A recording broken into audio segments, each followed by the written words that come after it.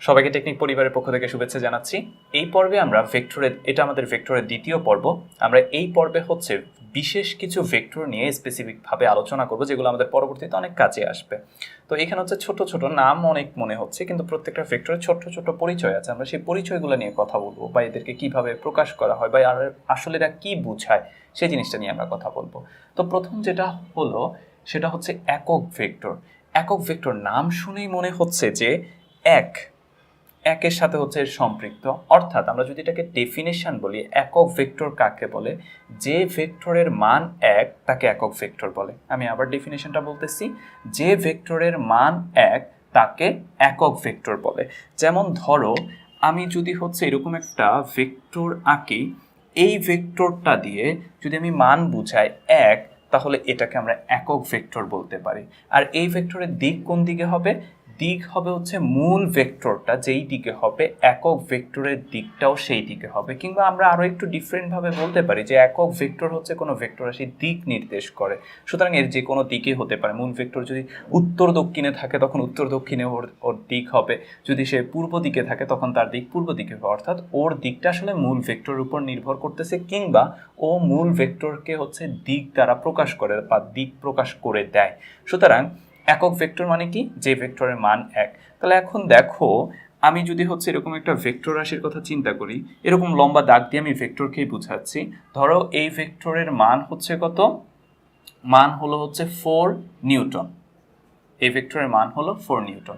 আমি যদি এখান থেকে এক পেতে চাই, মান এক পেতে চাই, তাহলে কি করতে হবে দেখো তো? এটাকে সমান 4টা ভাগে ভাগ করতে হবে না? অর্থাৎ এই 1 2 3 4, অর্থাৎ আমরা 4টা ভাগে ভাগ করছি। সুতরাং এখানে প্রত্যেকটা, এই যে এই একটা, কিংবা এই যে এই একটা, কিংবা এই যে এইটুকু, কিংবা এইটুকু, এক একটা একক ভেক্টরকে নির্দেশ করে। তার মানে আমরা কোনো একটা ভেক্টরকে সেই ভেক্টরের মান দ্বারা যদি ভাগ করি, তাহলে মূলত একক ভেক্টর পাওয়া যায়। যেমন এখানে ভেক্টর কত ছিল? 4। সেটাকে 4 ছিল একটা ভেক্টর, তার মান কত? 4 নিউটন। তো সেটা দিয়ে যখন আমরা ভাগ করতেছি, তখন এখানে একটা একক ভেক্টর পেয়ে গেছি। যদি এখানে মান হতো 10, তাহলে আমরা কত দিয়ে ভাগ করতে হতো? সেই ভেক্টরটাকে 10 দ্বারা ভাগ করতে হতো। তাহলে আমরা এখানে কি দেখলাম? যে যদি কোনো একটা ভেক্টরকে, যেমন এ একটা ভেক্টর, সেই ভেক্টরকে কি দ্বারা ডিভাইড করতে হবে? তার মান দ্বারা। তার মানকে আমরা কিভাবে প্রকাশ করি? মানকে প্রকাশ করি দুই পাশে দুটো দাগ দিয়ে। আমরা গত পর্বে দেখে এসেছিলাম ভেক্টরকে কিভাবে প্রকাশ করা হয় আর ভেক্টরের মানকে কিভাবে প্রকাশ করা হয়। তাহলে এ যদি একটা ভেক্টর হতো, তার দিক আছে এবং তার মান আছে, এই জন্য এটা এ ভেক্টর। এবং এই ভেক্টরকে তার মান দ্বারা যখন ডিভাইড করতেছি, তখন আমরা কি পাচ্ছি? তখন আমরা একক ভেক্টর পাচ্ছি। ধরো এই ক্ষেত্রে আমরা একক ভেক্টরকে এ দ্বারা প্রকাশ করলাম। আর এটা যে একক ভেক্টর বুঝাচ্ছে, এটা বোঝানোর জন্য এর উপরে একটা টুপি পরাই দিতে হয়। ওকে যখন আমরা একটা টুপি পরিয়ে দিব, তখন আসলে ও কি নির্দেশ করে? ও একক ভেক্টর নির্দেশ করে। তাহলে আমরা এখান থেকে দেখলাম একক ভেক্টর সমান কি? ভেক্টর ভাগ ভেক্টরের মান। এখান থেকে আমরা আরো একটা জিনিস বলতে পারি, যদি এটাকে একটু ক্রস গুণ করি, বা কোনায় কোনায় গুণ। ক্রস গুণ এখন আর বলা যাবে না, যেহেতু ভেক্টরে ক্রস গুণ আলাদা একটা জিনিস মিন করে। তাহলে আমরা যদি এখানে কোনায় কোনায় গুণ করি, তাহলে এই ভেক্টর সমান কি হবে? এই ভেক্টরের মান ইন্টু একক ভেক্টর। অর্থাৎ এই ভেক্টরের মানকে যদি একক ভেক্টর দ্বারা গুণ করি, তাহলে কি পাই? ওই ভেক্টরটা পাওয়া যায়। এখন এখানে কিন্তু একক ভেক্টর বললে হবে না, সরাসরি বলতে হবে ওই ভেক্টরের একক ভেক্টর। অর্থাৎ এ দ্বারা যেই ভেক্টরকে আমরা নির্দেশ করতেছি, কিংবা এই মান দ্বারা যেই ভেক্টরকে নির্দেশ করতেছি, সেই ভেক্টরের একক ভেক্টর দিয়েই যদি গুণ করি, তাহলে কিন্তু আমরা এই ভেক্টরটা পাওয়া যাবে। তাহলে আমরা এখান থেকে দুটো ফর্মুলা ডেভেলপ করলাম। একটা কোনো একটা ভেক্টরকে সেই ভেক্টরের মান দ্বারা ভাগ করলে কি পাওয়া যায়? একক ভেক্টর পাওয়া যায়। কিংবা কোনো একটা ভেক্টরের মানকে যদি ওই ভেক্টরের একক ভেক্টর দ্বারা গুণ করে দেওয়া হয়, তাহলে সেই ভেক্টরটা পাওয়া যায়। আবার একটু আগে আরেকটা জিনিস আমরা নির্দেশ করেছিলাম, সেটা একটু আগে বলেছিলাম যে একক ভেক্টরের দিক নির্দেশ করে। কিভাবে দিক নির্দেশ করে সেটা হলো, খেয়াল করো, ধরো এটা একটা দাগ, যেটা দ্বারা মান বুঝাচ্ছি 4 নিউটন। এখন এটাকে যদি আমরা একটা একক ভেক্টর দ্বারা গুণ করে দিই, যেমন এইরকম একটা একক ভেক্টর দ্বারা গুণ করে দিলাম, এরকম একটা একক ভেক্টর দ্বারা গুণ করে দিলাম, তাহলে এই ভেক্টরকে গুণ করলে কি হবে? এটা যেহেতু 4, এটা 1, তাহলে এর 4 গুণ হবে তাহলে এর 4 গুণ হচ্ছে যে এতটুকু পরিমাণে হবে। দিকটা অবশ্যই একক ভেক্টরে যে দিকে আছে সেই দিকেই কিন্তু ভেক্টরের দিক হতে হবে। তাহলে দেখো এটা সাধারণ একটা ভেক্টরের মান ছিল, তাকে যখন আমি একটা একক ভেক্টর দিয়ে গুণ করে দিয়েছি তখন কিন্তু সেই ভেক্টরটা পাওয়া গেছে এবং সে কিন্তু একটা নির্দিষ্ট দিক দিয়ে দিয়েছে। তাহলে একক ভেক্টর কি করে? একক ভেক্টর হচ্ছে কোনো একটা ভেক্টরের দিক নির্দেশ করে। আর একক ভেক্টর কি পাওয়া যায়, কিভাবে পাওয়া যায়? কোনো ভেক্টরকে ভেক্টর রাশির মান দ্বারা যদি আমরা ভাগ করি তাহলে একক ভেক্টরটা পাওয়া যায়, যেটা আমরা এখান থেকে দেখলাম এবং আমরা যেটা হচ্ছে ভেক্টরের বৈশিষ্ট্যের মধ্যে আমরা দেখে এসেছি। তো এটা ছিল হচ্ছে আমাদের একক ভেক্টর। এরপরে হচ্ছে নাল বা শূন্য ভেক্টর। যদি দুটো সমজাতীয় ভেক্টর হয়, যেমন আমরা ভেক্টরের বৈশিষ্ট্যের মধ্যে পড়ে এসেছিলাম, সমজাতীয় ভেক্টরকে যোগ বা বিয়োগ করা যাবে, অন্য বা ভিন্ন জাতীয় ভেক্টরকে হচ্ছে যোগ বা বিয়োগ করা যাবে না। তো ধরো এ একটা ভেক্টর, তার সমান এবং হচ্ছে সমজাতীয় আর একটা ভেক্টর এ। তো এ থেকে যদি আমি এ কে বাদ দিয়ে দিই তাহলে কি আসবে? 0 আসবে, খুব স্বাভাবিক। এখন ভেক্টর থেকে ভেক্টরকে বাদ দিলে হচ্ছে মান শূন্য হয়ে যাচ্ছে, কিন্তু তার তো ইজ্জত আছে। মান না থাকতে পারে, ইজ্জত থাকতে পারে, যেটাকে হচ্ছে আমরা উপরে একটা অ্যারো চিহ্ন দিয়ে বুঝিয়ে দিব। যার কোনো হচ্ছে দিক নাই, যার কোনো মান নাই, সেটাকে হচ্ছে নাল বা শূন্য ভেক্টর বলা হয়ে থাকে। তো এরকম একটা ভেক্টর থেকে আরেকটা ভেক্টরকে বিয়োগ করলে তার একটা ভেক্টরই পাওয়া যাবে, আমরা ভেক্টরের বৈশিষ্ট্যের মধ্যে দেখে এসেছিলাম। তো সেই ভেক্টরটা যদি দুটো ভেক্টরের মান হচ্ছে সমান হয়ে যায় এবং দিকও একই হয়ে যায়, তাহলে একটা থেকে একটা বিয়োগ করে দিলে হচ্ছে কিন্তু আমরা কি পেয়ে যাচ্ছি? আমরা একটা শূন্য ভেক্টর পেয়ে যাচ্ছি। আর যেটাকে আমরা কি বলি? নাল বা শূন্য ভেক্টর। তার মানে যেই ভেক্টরের কোনো মান বা দিক নেই, মান শূন্য, তাকে হচ্ছে আমরা কি বলি? নাল বা হচ্ছে শূন্য ভেক্টর বলে থাকি। এরপরে হলো অবস্থান ভেক্টর এবং ব্যাসার্ধ ভেক্টর। দুটোই হচ্ছে সিমিলার, মানে একটু নামে ভিন্নতা কিংবা সংজ্ঞায় ছোট্ট একটু ভিন্ন, কিন্তু দুটো একই জিনিসই মিল করে থাকে। সেটা হচ্ছে অবস্থান ভেক্টর বা অবস্থান ভেক্টর কাকে বলে? অবস্থান ভেক্টর বলে হচ্ছে প্রসঙ্গ কাঠামোর মূল বিন্দুর সাপেক্ষে কোনো বিন্দুর অবস্থান যে ভেক্টরের সাহায্যে নির্ণয় করা হয় তাকে অবস্থান ভেক্টর বলে। যেমন খেয়াল করো, আমি যদি একটা প্রসঙ্গ কাঠামোর দুটো অক্ষ চিন্তা করি, দুটো অক্ষ, একটা হচ্ছে এক্স অক্ষ আর একটা হচ্ছে ওয়াই অক্ষ। তো এইখানে একটা বস্তু অবস্থিত, এখানে একটা বস্তু অবস্থিত যেটা হচ্ছে পি, এবং প্রসঙ্গ কাঠামোর মূল বিন্দুটা হচ্ছে এটা। প্রসঙ্গ কাঠামোর মূল বিন্দু থেকে এখন যদি আমি এর অবস্থান নির্দেশ করতে যাই তাহলে আমাকে এরকম একটা ভেক্টর রাখতে হবে। তো এই যে প্রসঙ্গ কাঠামোর মূল বিন্দুর সাপেক্ষে কোনো বিন্দুর অবস্থান যে ভেক্টরটা নির্দেশ করতেছে, এখানে কোন ভেক্টর সেটা নির্দেশ করতেছে? ওপি ভেক্টর সেটা নির্দেশ করতেছে। সুতরাং এই ওপিটাকেই বলা হবে হচ্ছে আমার অবস্থান ভেক্টর। আর এটাকে সাধারণত হচ্ছে আর দ্বারা প্রকাশ করা হয়, অর্থাৎ অবস্থান ভেক্টর হচ্ছে আর দ্বারা প্রকাশ করা হয়। যেমন এই ক্ষেত্রে ওপিটাকে হচ্ছে আমরা আর দ্বারা রিপ্লেস করে দিতে পারি। সেই সাথে হচ্ছে ব্যাসার্ধ ভেক্টর। ব্যাসার্ধ ভেক্টর কি? প্রসঙ্গ কাঠামোর মূল বিন্দু থেকে কোনো বিন্দুর দূরত্ব যেই ভেক্টর তাকেই ব্যাসার্ধ ভেক্টর বলে। তার মানে দুটোর মধ্যে হচ্ছে যে ডিফারেন্স নাই। একটার ক্ষেত্রে হচ্ছে মূল বিন্দুর সাপেক্ষে কোনো বিন্দুর অবস্থান যেই ভেক্টর নির্দেশ করে বা যে ভেক্টরের সাথে নির্ণয় করা যায় তাকেই মূলত কি বলা হয়? আমাদের অবস্থান ভেক্টর বলা হয়ে থাকে। আর প্রসঙ্গ কাঠামোর মূল বিন্দু থেকে কোনো বিন্দুর দূরত্ব যেই ভেক্টরের সাহায্যে নির্ণয় করা হয় বা যেই দূরত্ব যেই ভেক্টর নির্দেশ করে তাকেই কিন্তু হচ্ছে ব্যাসার্ধ ভেক্টর বলা হয়। ওই ব্যাসার্ধ ভেক্টরটাকেও কিন্তু আর দ্বারা প্রকাশ করা হয়। তার মানে হচ্ছে অবস্থান ভেক্টর এবং ব্যাসার্ধ ভেক্টর অলমোস্ট সিমিলার জিনিসই। তাহলে এটা ছিল হচ্ছে আমাদের অবস্থান ভেক্টর এবং ব্যাসার্ধ ভেক্টর। এরপরে হলো সরণ ভেক্টর। সরণ ভেক্টরটা হলো রৈখিক বা সরল পথে বা কোনো নির্দিষ্ট দিকে বস্তুর অবস্থানের পরিবর্তনকে বা অতিক্রান্ত দূরত্বকে হচ্ছে সরণ ভেক্টর বলে। যেমন হচ্ছে কোনো একটা বস্তু এ বিন্দুতে ছিল, সে এইখান থেকে সরল পথে বা রৈখিক পথে বি বিন্দুতে আসলো। তাহলে এই যে এ থেকে বি, এই যে দূরত্ব, অতিক্রান্ত দূরত্ব, এটাকেই মূলত হচ্ছে সরণ ভেক্টর বলা হবে, যেটা হচ্ছে আমাদের আর দ্বারা প্রকাশ করা হয়ে থাকে। অর্থাৎ আমরা এখানে দেখলাম যে অবস্থান ভেক্টর, ব্যাসার্ধ ভেক্টর এবং সরণ ভেক্টর তিনটাকে আর দ্বারা প্রকাশ করা হয়। তিনটার মধ্যে ছোট্ট ছোট্ট কিছু পার্থক্য ছিল। অবস্থান ভেক্টর এবং ব্যাসার্ধ ভেক্টর কিন্তু হচ্ছে অলমোস্ট সিমিলার জিনিস ছিল। শুধুমাত্র সরণ ভেক্টরের ক্ষেত্রে কি ছিল? সরণ ভেক্টরের ক্ষেত্রে ছিল হচ্ছে সরল রেখা বরাবর বা হচ্ছে রৈখিক পথে, কিংবা কোনো বস্তু যদি কোনো নির্দিষ্ট দিকে, নির্দিষ্ট দিক কথাটা অবশ্যই উল্লেখ করতে হবে, নির্দিষ্ট দিকে যে দূরত্ব অতিক্রম করে তাকে হচ্ছে সরণ ভেক্টর বলা হয়ে থাকে। এরপরে হলো সদৃশ্য ভেক্টর। সদৃশ্য ভেক্টরটা খুবই সিম্পল। দুটো একই জাতীয় ভেক্টর, তারা একই দিকে ক্রিয়াশীল কিন্তু দুটোর মান ভিন্ন, তখনই তাদেরকে হচ্ছে আমরা সদৃশ্য ভেক্টর বলতে পারি।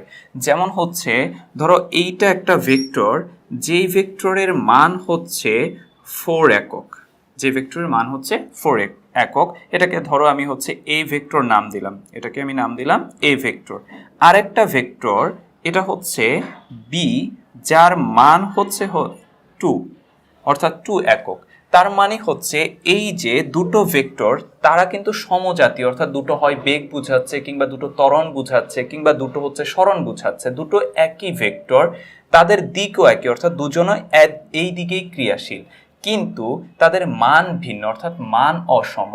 এই ধরনের ভেক্টরকে বলা হয় হচ্ছে সদৃশ্য ভেক্টর। তার মানে ডেফিনেশনটা কি, যদি একই জাতীয় দুটো ভেক্টরের দিক একই কিন্তু মান অসম অর্থাৎ মান সমান না হয়, তবে তাদেরকে পরস্পরের সদৃশ্য ভেক্টর বলা হয়। আর বিপ্রতীপ ভেক্টরটা কি, একদম খুব কাছাকাছিটাই হচ্ছে বিপ্রতীপ ভেক্টর। বিপ্রতীপ ভেক্টর হচ্ছে সমজাতীয় ভেক্টর, কিন্তু সমস্যা হলো এরা সমান্তরালে ক্রিয়াশীল, তবে একটার মান আরেকটার বিপ্রতীপ। অর্থাৎ এই যে এ ভেক্টর এর মান যদি হয় 4 আই দেখে হচ্ছে আবার ভয় পাওয়ার কিছু নাই, এটা আমরা ক্লিয়ার করব। ধরো এই ভেক্টরের মান হচ্ছে 4i, অন্যদিকে আরেকটা ভেক্টর বি এর মান যদি হয় হচ্ছে 1/4i, তখন এদের পরস্পরকে বলা হবে হচ্ছে বিপ্রতীপ ভেক্টর। তার মানে হচ্ছে যদি আমরা একটা ভেক্টর, দুটো সমজাতীয় ভেক্টর তারা একই দিকে ক্রিয়াশীল, তবে একটা আরেকটার মান কিরকম বিপ্রতীপ, একটা 4 হলে আরেকটা হচ্ছে 1/4, তখনই তাদেরকে আমরা কি বলি, বিপ্রতীপ ভেক্টর। তো এটাই হচ্ছে যে আমাদের বিপ্রতীপ ভেক্টরের প্রকাশ। এরপরে দেখো সমরেখা ভেক্টর, এটা একদম খুব মানে সাধারণ কিছু, অন্য কিছু না। সেটা হচ্ছে সমরেখা ভেক্টর, দুটো ভেক্টর যদি একই রেখায় কিংবা সমান্তরালে ক্রিয়া করে তখনই তাদেরকে হচ্ছে সমরেখা ভেক্টর বলে।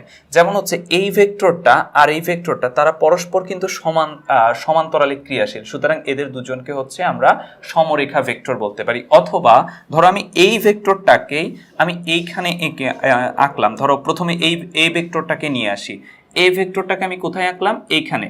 ভেক্টরকে ভিন্ন জায়গায় আঁকা যায়, এতে কিন্তু কোনো সমস্যা নাই, তবে আমাকে দুটো জিনিস হচ্ছে খেয়াল রাখতে হবে, এই ভেক্টর যতটুকু এই ভেক্টরটাও ঠিক ততটুকু হতে হবে, এবং এই ভেক্টরের দিক যেদিকে এই ভেক্টরের দিকটাও সেই দিকে হতে হবে। অর্থাৎ সহজ করে বললে এটাকে আমি এরকম দুই মাথা ধরে এখানে এনে বসিয়ে দিয়েছি, সুতরাং এটা আর এটা একই ভেক্টর নির্দেশ করে।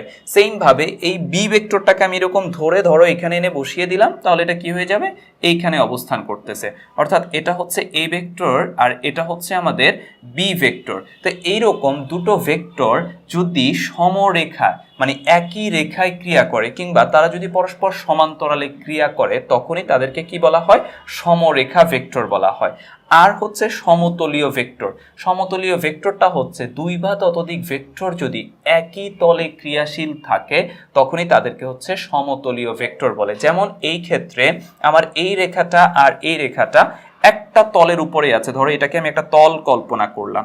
এরকম আরো এখানে চিন্তা করো, ধরো একটা ভেক্টর এই দিকে কিংবা হচ্ছে একটা ভেক্টর এই দিকে ক্রিয়াশীল কিংবা একটা ভেক্টর হচ্ছে এইখানে ক্রিয়াশীল, এরকম দুই বা ততোধিক ভেক্টর যদি একটা তলের উপরে ক্রিয়াশীল থাকে তখনই তাদেরকে হচ্ছে আমরা সমতলীয় ভেক্টর বলে থাকি। এরপরে হলো বিপরীত বা ঋণ ভেক্টর।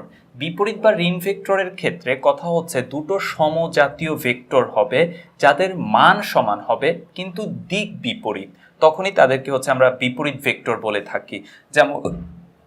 যেমন এ একটা ভেক্টর এই দিক বরাবর ক্রিয়াশীল আর বি আরেকটা ভেক্টর যেটা এই দিক বরাবর ক্রিয়াশীল।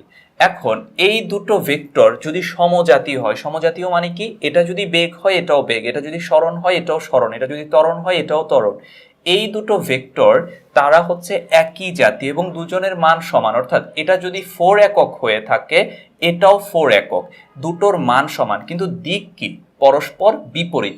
যখনই এইরকমটা হবে তখনই তাদেরকে আমরা কি বলবো, এদেরকে আমরা বলবো হচ্ছে বিপরীত ভেক্টর। তুমি বিপ্রতীপ ভেক্টর আর বিপরীত ভেক্টরের মধ্যে একটা পার্থক্য কিন্তু দেখতে পাচ্ছ, নামে খুব কাছাকাছি মনে হলেও বিপ্রতীপ ভেক্টর কি ছিল, সমজাতীয় ভেক্টর, তবে একটার মান আরেকটার বিপ্রতীপ, অর্থাৎ একটা যদি 4i হয় আরেকটা হবে 1/4i, তখন তাদেরকে আমরা বলবো বিপ্রতীপ ভেক্টর, দিক একই মানে বিপ্রতীপ।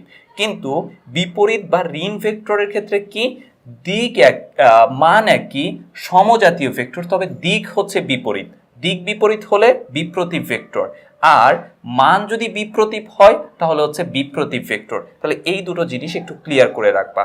আর হচ্ছে সমভেক্টর, দুটো ভেক্টরের মান এবং দিক যদি একই হয় তখন তাদেরকে আমরা সমভেক্টর বলতে পারি। অর্থাৎ আমরা যদি বলি এখানে এ একটা ভেক্টর যার দিক এটা এবং মান হচ্ছে 4 একক, আবার বি আরেকটা ভেক্টর যেটা হচ্ছে এই দিকেই ক্রিয়াশীল, অর্থাৎ এ যে দিকে বিটাও ঠিক একই দিকে এবং তার মানও হচ্ছে 4 একক, তখন এই দুটা ভেক্টরকে হচ্ছে সমভেক্টর বলতে পারি। তাহলে মান আর দিক সমান বা একই দিকে হলে তখন তাদেরকে বলা হয় সমভেক্টর। এটাই হচ্ছে আমাদের সবগুলা বিশেষ ভেক্টরের আলোচনা। আমি যদি আরেকবার বলে দিই তোমাদেরকে ছোট্ট করে, একক ভেক্টর কি ছিল, যে ভেক্টরের মান 1 তাকে হচ্ছে একক ভেক্টর বলা হয়। কোন একটা ভেক্টর রাশিকে সেই ভেক্টর রাশির মান দ্বারা ডিভাইড করলে বা ভাগ করলে একক ভেক্টর পাওয়া যায়, কিংবা কোন একটা রাশির মানকে যদি তার একক ভেক্টর দিয়ে গুণ করা হয় তখন সেই ভেক্টরটি পাওয়া যায়। তারপরে নাল বা শূন্য ভেক্টর কি, যে ভেক্টরের মান শূন্য কিন্তু কোনো দিক নেই তাকে হচ্ছে শূন্য বা নাল ভেক্টর বলে। অবস্থান ভেক্টর কি, প্রসঙ্গ কাঠামোর মূল বিন্দুর সাপেক্ষে কোনো বিন্দুর অবস্থান যে ভেক্টরের সাহায্যে নির্ণয় করা হয় তাকে অবস্থান ভেক্টর বলে। যেমনটা হচ্ছে এখানে এই প্রসঙ্গ কাঠামোর মূল বিন্দু এটার সাপেক্ষে পি বিন্দুর অবস্থান হচ্ছে আমরা এই রেখা দ্বারা নির্ণয় করেছি, সুতরাং আমাদের ওপিটা হচ্ছে এই ক্ষেত্রে অবস্থান ভেক্টর। ব্যাসার্ধ ভেক্টরটাও সেম জিনিস, প্রসঙ্গ কাঠামোর মূল বিন্দু থেকে কোনো বিন্দু অবস্থান যে দূরত্বে কোনো বিন্দুর দূরত্ব যে ভেক্টরের সাহায্যে নির্দেশ করা হয় তাকে হচ্ছে ব্যাসার্ধ ভেক্টর বলা হয়। সরণ ভেক্টরটা হচ্ছে যদি সরল রেখায় বা রৈখিক পথে কিংবা কোনো নির্দিষ্ট দিকে কোনো ভেক্টর যে দূরত্ব অতিক্রম করে তাকে হচ্ছে সরণ ভেক্টর বলে। অর্থাৎ সরল রেখা বরাবর একটা ভেক্টর যে দূরত্ব অতিক্রম করে, যেমন এই থেকে বি আসছে সরল রেখা বরাবর, সুতরাং এই যে আরটা হচ্ছে এই ক্ষেত্রে সরণ ভেক্টরটা নির্দেশ করে। তারপরে হচ্ছে সদৃশ্য ভেক্টর, দুটো ভেক্টরের দিক একই এবং তারা অবশ্যই সমজাতীয় হবে, দুটো ভেক্টরের দিক একই কিন্তু মান ভিন্ন বা মান অসম, তখন তাদেরকে হচ্ছে পরস্পরের সদৃশ্য ভেক্টর বলা হবে। যেমন এই যে দুটো ভেক্টরের দিক একই কিন্তু মান ভিন্ন, তখন তাদেরকে কি বলা হয়, সদৃশ্য বলা হয়। আর বিপ্রতীপের ক্ষেত্রে কি, বিপ্রতীপের ক্ষেত্রে হচ্ছে সমজাতীয় ভেক্টর যাদের দিক একই কিন্তু মান একটা আরেকটার বিপ্রতীপ, অর্থাৎ একটার 4 হলে আরেকটার 1/4, তখন তাদেরকে আমরা বলি বিপ্রতীপ ভেক্টর। সমরেখা ভেক্টর, সমরেখা ভেক্টর হচ্ছে দুটো সমজাতীয় ভেক্টর যদি সমান্তরালে থাকে কিংবা একই রেখায় অবস্থান করে তখনই তাদেরকে হচ্ছে আমরা সমরেখা ভেক্টর বলতে পারি। সমতলীয় ভেক্টর কি, দুই বা ততোধিক ভেক্টর যদি একই তলে অবস্থান করে, এখানে এই যে 3-4টা হচ্ছে আমরা ভেক্টর দেখালাম, এরা যদি একই তলে অবস্থান করে তখন তাদেরকে হচ্ছে সমতলীয় ভেক্টর বলে। বিপরীত বা ঋণ ভেক্টর কি, দুটো সমজাতীয় ভেক্টর যাদের মান সমান দিক পরস্পর বিপরীত, তখন তাদেরকে হচ্ছে বিপরীত বা ঋণ ভেক্টর বলা হয়ে থাকে। এবং সমভেক্টর, সমভেক্টর মানে হচ্ছে দুটো ভেক্টরের মান এবং দিক যদি সমান হয়ে থাকে বা একই হয়ে থাকে তখন তাদেরকে হচ্ছে সমভেক্টর বলে। এটাই হচ্ছে বিশেষ ভেক্টরগুলো সম্পর্কে হচ্ছে আমাদের আলোচনা। এই বেসিকগুলো হচ্ছে তোমাদের জন্য খুবই গুরুত্বপূর্ণ, তোমরা অবশ্যই এগুলো হচ্ছে মাথায় রাখার বা মনে রাখার চেষ্টা করবে। এতক্ষণ আমাদের সাথে থাকার জন্য ধন্যবাদ, দেখা হবে পরবর্তী পর্বে।